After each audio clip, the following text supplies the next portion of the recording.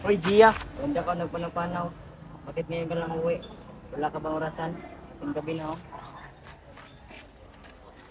Gumawa lang kami ng project ka. OMG, si Jaya. Siguro may karyente siya na kekiro kagabi. That's why hating namin na siya ka-uwi. Yeah.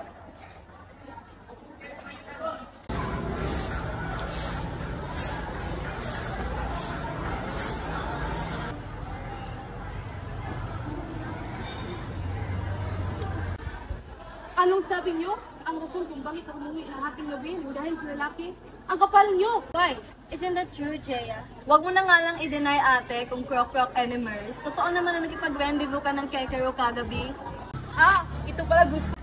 Lumaban ka! Oh my God! Hoy, tama na kayo lagi. Huwag niyo subukan sa klase, Gia. Sira ang buhay niyo. Ay, never masisira. Hoy, tandang, niyo nag-start ng battle. That's why, lumalaban na lang kami kasi we are the unprovocable duo. Hindi yan talagang manahimik. Parapan tayo sa face-to-face. Bring it on! Sangdulugan ng mga may alitan. Hangad namin na bigyang solusyon ang mga di pagkakaunawaan para sa mas mapayapang komunidad. Welcome to Face to Face, and for today's episode ay pinamagkatang bilang maanghang. Maghaharapan na si Jaya at ang unprovocable duo ng Matina, Kay and Betty. Kaninong panig nga ba ang mananaig? At narito si Jaya at ang kalang ka-face to face na sina Kay at Betty. Jaya, ano nga ba talaga ang totoong nangyari?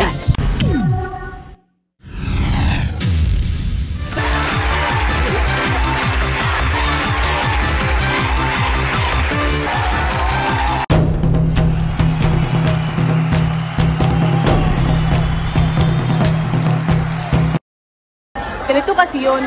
Hating gabi na po ako nakuwi ng isang araw. At itong mga babaeng to, kay nagkata-kata, kay mga chismosa pod. Ay, ganun! Why? Isn't it true na nakipag-meet up ka lang sa boyfriend mo rather than gumawa ng project? Di po, masama ang aking ginawa. Dahil ang aking konsensya ay clear. Kayo lang naman nagbibigay ng kalugan sa lahat eh.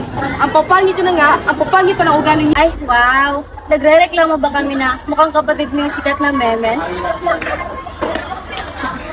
Ang aking kasagutan ay, hindi po, ate. Siya po kasi nanunugod at sinabutan kami ng buhok para may siya po siya. Anong sabi mo? Gumawa lang naman ako ng project tapos anong sabi niyo? Buntis agad? Bakit? Hindi ba totoo? Oo nga. Ano? Ano? Stop! I ordered the court. Hi! Restaurant! Excuse me po, hindi po to restaurant. Sana all, baliw.